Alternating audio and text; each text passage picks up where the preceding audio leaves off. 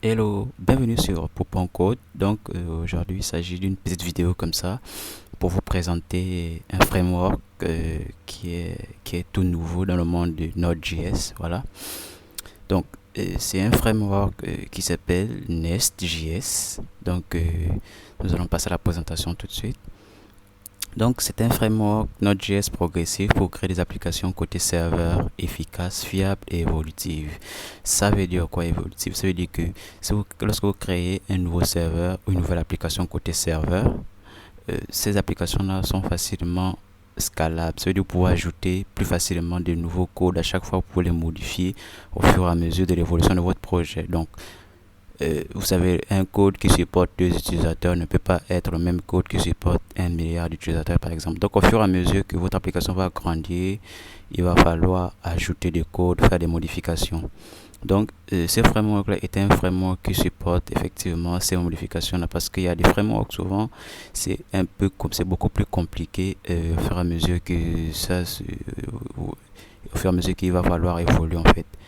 Donc c'est efficace parce que ça permet rapidement d'avoir un serveur sous la main. Et c'est fiable parce que ça supporte pas mal de contraintes au niveau de la sécurité, etc. Donc nous allons passer au troisième. L'une de ces caractéristiques, c'est que ça supporte des différentes API qui sont connues à ce jour. Bon là c'est une liste qui n'est pas exhaustive, hein. Il y a l'API REST qui est une API qui s'est imposée aujourd'hui comme étant l'une des API les plus populaires, notamment. Donc, ça supporte l'API REST, ça supporte l'API SOAP, ça supporte l'API GraphQL, les WebSockets également. Ça, c'est le premier, je pense. C'était l'une des premières API qui a été popularisée. Après, on est passé au REST API. Et actuellement, l'API qui est beaucoup utilisée, c'est GraphQL. Je ferai d'ailleurs une vidéo sur GraphQL pour vous expliquer comment ça fonctionne, etc. Donc ce framework-là supporte ces différentes API-là. C'est, voilà. Donc l'une des caractéristiques encore du Nest.js, c'est que ça supporte du TypeScript. Et c'est très très important parce que, en fait, c'est même pas que ça supporte du TypeScript, c'est que c'est nativement en TypeScript, en fait. C'est pas simplement important du TypeScript aujourd'hui, c'est nécessaire parce que, en fait, TypeScript, c'est du JavaScript typé. Ça veut dire que, bon, pour ceux qui ont un peu d'expérience, vous savez que généralement en JavaScript, les variables n'ont pas de type. Non pas pour les novices, les types de données, c'est tout simplement une manière de dire que, par exemple, si vous avez une boîte de sardines, vous ne devez ranger que des sardines. Donc, dès le départ, vous dites que cette boîte-là, c'est une sardine. Donc, à l'intérieur, on doit trouver que des sardines. Donc ça permet de faire en sorte que vous n'allez pas vous tromper un jour si jamais vous cherchez des boîtes sardines. C'est ce qu'on appelle à peu près le typage en informatique. Donc ça permet de donner des variables, des types propres du style. Si vous voulez stocker dans la mémoire de l'ordinateur des chiffres, il va falloir avertir à l'ordinateur avant que cet espace que vous réservez là, c'est pour les chiffres. Donc c'est là où TypeScript intervient en fait. Ça permet, à part le typage, il y a également des éléments qui sont propres à TypeScript, comme des énumérateurs par exemple, voilà, qui sont très très propres à TypeScript et qui sont importants aujourd'hui. D'ailleurs, TypeScript est beaucoup prisé par des grands projets. Donc, si vous avez un très très grand projet, je vous conseillerais de le faire en TypeScript parce que ça permet facilement l'évolution, comme on l'a vu, comme on l'a si bien vu dans la présentation de Nest. Donc ça permet l'évolution, ça permet de faire que votre projet puisse évoluer en toute sécurité. Parce que pour ceux qui sont déjà un peu dans le métier, vous savez très bien que le typage est un élément, est un facteur de sécurité important. Donc ça supporte du TypeScript, ce qui en fait de plus, ce qui en fait encore un choix vraiment qui doit être primordial dans des grands projets, surtout lorsque vous développez côté serveur. La cinquième caractéristique que j'ai choisie ici du Nest.js, c'est que c'est principalement orienté objet. Voilà, j'ai oublié le J ici. Donc, c'est principalement, ou du moins uniquement orienté objet. C'est-à-dire que vous avez des exemples de classes comme celle-ci. Voilà. Donc, ce sont des classes comme ça. À l'intérieur, vous allez mettre des fonctions, vous pouvez mettre des fonctions ou du moins des classes qui sont juste, qui stockent juste des variables, enfin des noms, qui stockent des propriétés de vos classes en fait. Donc c'est en quelque sorte l'une des caractéristiques principales aussi de Nest.js, c'est que c'est orienté objet. Donc l'orienté objet aussi ici aujourd'hui, vous savez tous que, pour ceux qui font un peu de métier, vous savez tous que l'orienté objet s'est imposé comme étant une bonne pratique de l'ingénierie informatique aujourd'hui, parce que ça permet de mieux organiser ça permet de mieux organiser nos éléments de programmation, ça permet de mieux nous organiser dans le code. Donc à l'époque de le on va dire le pattern fonctionnel, donc le type de développement orienté fonction avant, c'était très compliqué de faire des grands projets, ça devenait un peu plus complexe au fur et à mesure que votre projet grandissait. Donc on s'est orienté vers la programmation orientée objet, c'est-à-dire vous pouvez tout définir en objet. Par exemple, les objets, c'est pas la magie, hein, c'est les mêmes objets que vous croisez tous les jours dans la vie de tous les jours, comme une voiture, une maison. Donc ces objets-là ont des caractéristiques comme par exemple la voiture, c'est rouler, donc ça c'est une fonction, ça peut s'arrêter, c'est une fonction. Donc c'est à l'intérieur de l'objet voiture que vous devez déclarer toutes ces fonctions-là. Et les caractéristiques, c'est quoi? La couleur, le nom, l'année. Vous voyez par exemple, là c'est un objet, voilà, personne. Donc vous voyez first name et last name. Donc ton prénom et ton nom de famille. Donc c'est en quelque sorte comme ça que Nest.js est organisé, principalement en objet. Alors, la dernière, sinon l'avant-dernière caractéristique de Nest.js, c'est ce qu'on appelle l'injection de dépendance. Alors, pour les novices, ce serait un peu compliqué à cerner comme notion pour le moment, parce que c'est quand même assez complexe à la compréhension. Bon, je vais vous expliquer ça de manière simple. L'injection de dépendance, c'est quoi? Vous voyez, lorsque vous organisez des classes, lorsque vous créez des classes, vous ne pouvez pas faire une classe qui a toutes les fonctions et qui a tous les paramètres nécessaires au développement de votre projet. Donc, vous allez forcément faire plusieurs classes qui chacune sera spécialisée dans une ou deux fonctions, d'accord? Donc, il sera spécialisé sur un domaine. Par exemple, la classe voiture ne va faire que son domaine rouler, s'arrêter, etc. Maintenant, il va vous falloir, par exemple, organiser une classe, vous allez pouvoir créer une classe qui va permettre à cette voiture-là, par exemple, d'avoir du carburant, de pouvoir changer de pouvoir faire des achats. C'est une voiture intelligente, par exemple, d'avoir du carburant. On va garder l'exemple du carburant. Donc, vous allez créer une classe ailleurs, voilà, qui va pouvoir gérer le carburant de votre classe. Donc, la voiture va avoir besoin de se recharger en carburant. Par exemple, on va avoir des stations, une classe station. Voilà. Donc, on va injecter la fonction qui permet d'avoir du carburant dans voiture. C'est ce qu'on appelle l'injection de dépendance. Ça veut dire que vous dépendez, en fait, voiture dépend de la classe voiture dépend de la classe station. Voilà. Parce que elle va pouvoir aller chercher, creuser, disons qu'elle fait tout en même temps. Elle va aller creuser, chercher, forer du carburant et injecter à la voiture. Vous voyez, injecter la fonction, bon, pas prendre le carburant, injecter, hein, c'est-à-dire prendre la fonction qui permet, ou du moins prendre toute la station et injecter à la voiture et faire que la station appartienne désormais à cette voiture-là pendant un temps. D'accord? Donc, c'est pas prendre du carburant et injecter à la voiture, non. C'est-à-dire, ta station appartient à cette voiture pendant un temps. Donc, à chaque fois que vous aurez besoin, par exemple, de recharger du carburant, vu que la station vous appartient déjà, vous dépendez, vous avez injecté la dépendance en vous. Donc, vous pouvez désormais avoir accès aux différentes fonctions de la station, comme donner du carburant, etc. Donc, c'est ça l'injection de dépendance pour les novices et pour d'autres qui viennent. Pour certaines personnes aussi qui sont un peu plus avancées dans le code, parce que souvent on entend des mots comme ça, mais on ne sait pas trop concrètement ce que c'est. Donc, je répète, l'injection de dépendance, c'est le fait d'injecter une dépendance dont vous dépendez d'une autre classe, enfin, d'injecter une autre classe en vous. Vous voyez, par exemple, j'ai pris l'exemple de la voiture et de la station. Donc la classe voiture a besoin du carburant de la station. Donc qu'est-ce qu'on va faire? On va attribuer, on va dire à station que pour ce moment, pour l'instant du déroulement du programme, tu appartiens à la voiture. Donc la voiture va utiliser les fonctions de la station désormais. Donc en termes simples, c'est ce qu'on appelle l'injection de dépendance. Et c'est très très important aujourd'hui parce que ça permet de simplifier effectivement les appels, les appels de fonctions externes à l'objet.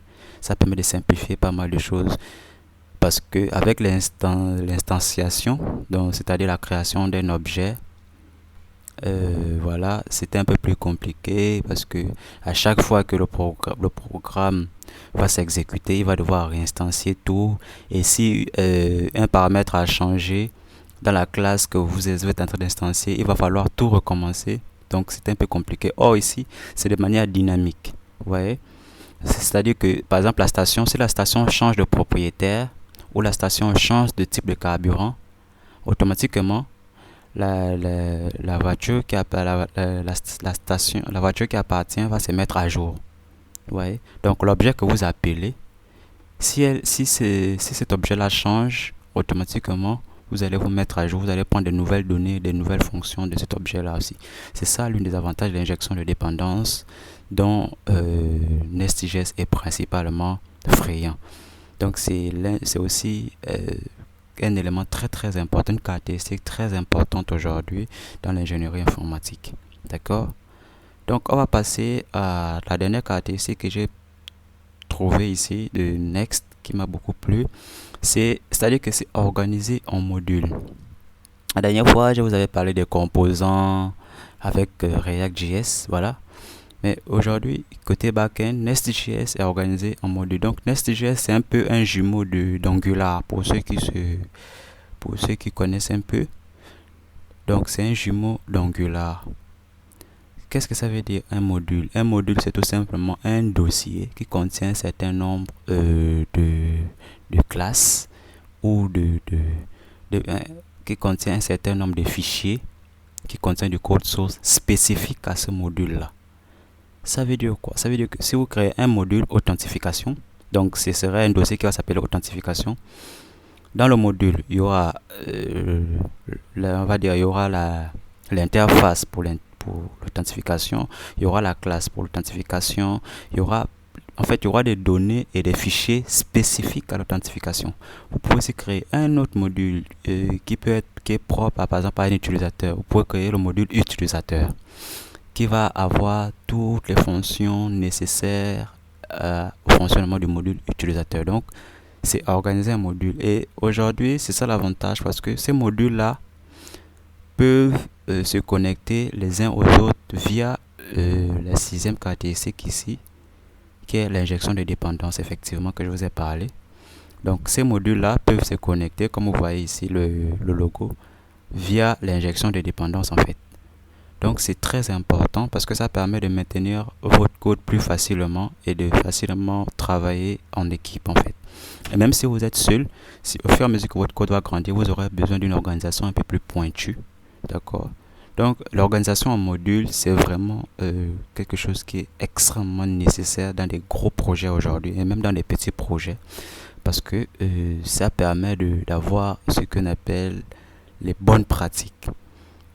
Alors, il y a aussi l'une des caractéristiques comme ça que je voulais vous parler à la volée, mais que je n'ai pas noté ici, c'est ce qu'on appelle les décorateurs.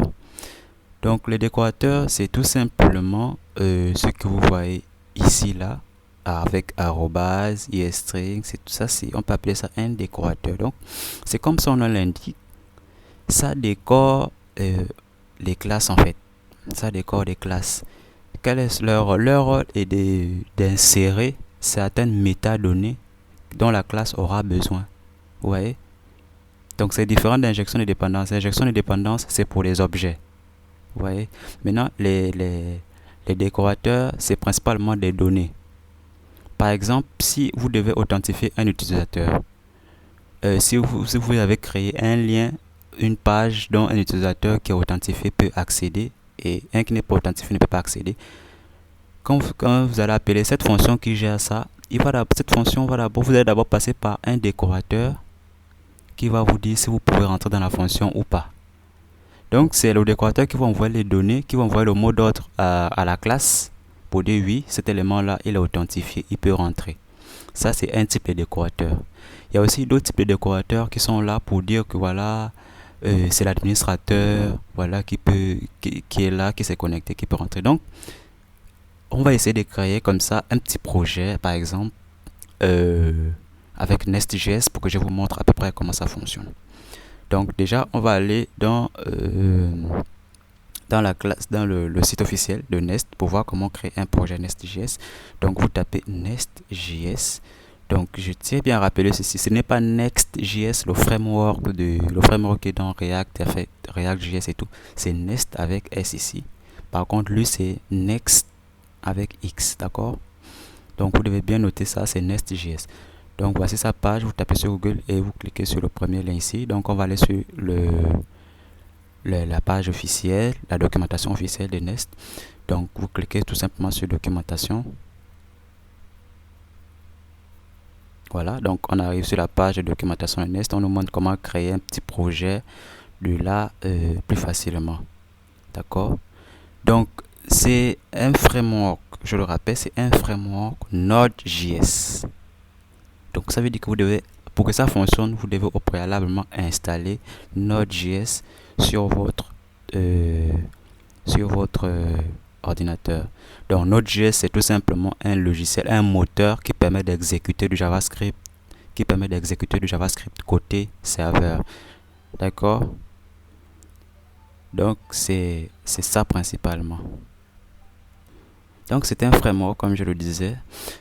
C'est un framework Node.js. Donc vous devez préalablement installer Node.js sur votre ordinateur. Donc voici à peu près la philosophie. Donc il a dit c'est comme Angular, React et Vue, voilà, qui améliore la productivité et tout. Donc franchement c'est un bon framework dont je suis tombé franchement amoureux. Donc là il vous dit ici comment l'installer. Donc moi je l'avais déjà installé dans ma machine, donc on va passer cette étape. Par contre je vais tout simplement copier, on va créer un nouveau projet, project name. Donc voilà, on va copier, on colle. Donc vous écrivez ici là c'est le nom de votre projet. Moi je vais tout simplement laisser comme ça. Voilà, et je clique sur entrée pour créer un nouveau projet Nest.js. Pendant le temps que ça crée ce projet, non, je l'ai créé, je vais d'abord annuler. Je vais aller le créer au bureau. Ensuite, je vais dire qu'il ouvre donc code, project, name. Donc, je vais d'abord dire déjà code project, ok. Donc, durant le temps qui va... Ah non, qu'est-ce que j'ai fait? Je dois en fait, je dois pas ouvrir. Il a créé un fichier qui s'appelle project name. Je dois déjà aller dans le bureau, créer un projet qui s'appelle Nest. Donc on va dire P et l'ouvrir dans code. Donc notre projet va désormais s'appeler P. Il dit quoi? C'est des bureaux. Ok, donc je suis allé dans nos bureaux. C'est pas grave. Voilà, j'ai créé mon projet Nest New P et je vais ouvrir ce P là avec Nest avec code. Voilà, donc là il m'a demandé de choisir mon gestionnaire de package avec lequel je vais utiliser npm ou les autres.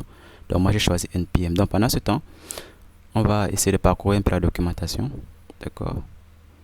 Donc voici, ça c'est une alternative d'installation qui est expliquée ici, comment vous pouvez l'installer. Donc voilà le menu qui est à gauche. Donc vous avez des contrôleurs, des modules. Voilà.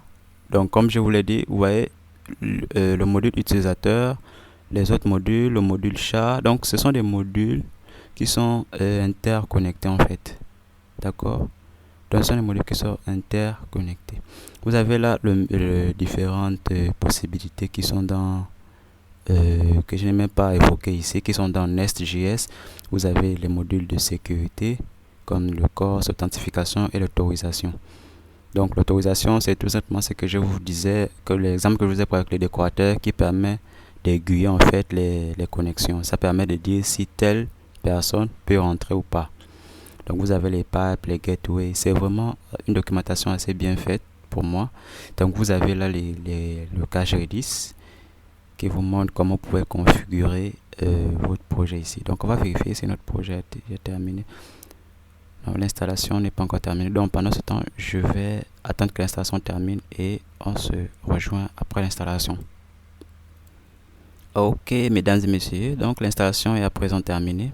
Voilà, nous sommes dans un projet Nest.js. Donc il y a le fichier source qui est là. Donc on a le module par défaut qui est le module app.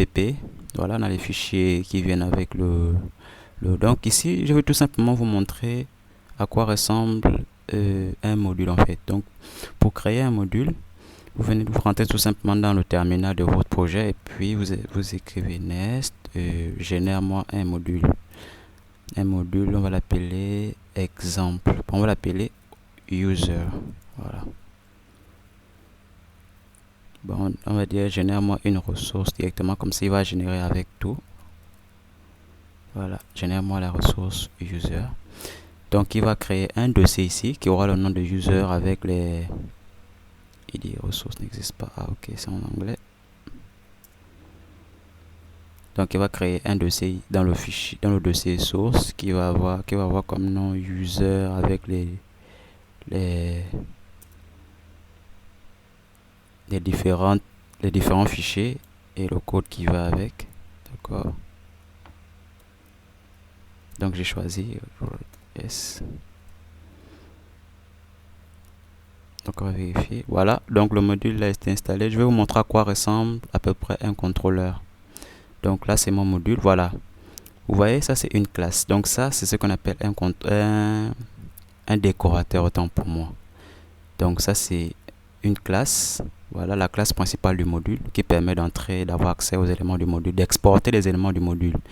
Donc ici vous avez la classe service dans laquelle vous allez mettre tous vos codes qui vont pouvoir faire des actions, accès à la base de données, etc. Donc là vous avez des décorateurs ici, injectables, qui permettent de dire à Nest en fait que cette classe là c'est déjà un service et c'est une classe qui peut être injectée ailleurs, d'accord, qui peut être injectée dans un autre module qui aura besoin d'elle. Donc c'est ça en fait, là, on va dire c'est grâce à elle qu'on peut faire l'injection de dépendance en fait. Donc c'est principalement, on va par exemple aller dans les contrôleurs, vous allez bien voir ce qu'on appelle les décorateurs. Voilà, ça c'est un décorateur. Donc il y a les décorateurs qui peuvent être affiliés aux fonctions et il y a les décorateurs qui peuvent être affiliés aux classes. Donc c'est à peu près, ça c'est l'exemple basique, on va dire, d'un projet en Nest.js. Donc je vous encourage vivement à adopter ce framework backend qui va franchement vous permettre d'être plus productif. Voilà. Donc il y a toute une organisation qui est mise en place. Franchement, je ne vois pas comment vous pouvez vous embrouiller dans la gestion de vos fichiers, dans la gestion de vos dossiers, d'accord. Donc la programmation, comme j'ai dit, la programmation orientée objet est principalement a été la principale source de motivation de ce projet Nest. Donc vous voyez tout ici, absolument tout ici, ce sont des classes, d'accord. Tout, ce sont des classes. Tous les fichiers sont faits. Voilà, vous voyez des classes partout. Donc, merci mesdames et messieurs d'avoir suivi cette vidéo. Et je vous encourage vivement à partager des vidéos, la connaissance autour de vous et faire grandir la communauté. Merci et à bientôt.